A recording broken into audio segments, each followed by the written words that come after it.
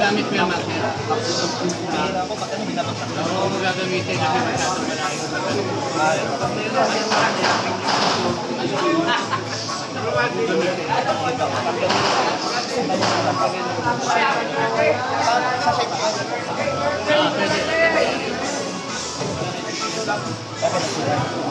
Pangalawa kayo pa rin pagdating pamatanggal.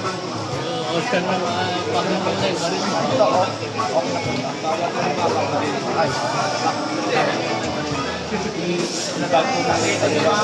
Pero bago mo tanggalin yung Tapos mamaya po patanggal sa atin. kasi masyadong malayo. Ano po gagawin mo dito? Tanggalin mo na lang kasi masyadong malayo. Kasi 50 mm lang yun. Pero kung ilalabit ko po, okay naman din. Hindi talaga. Pwede yan dito. Ay, ilalabit ko. Kaso sa likod.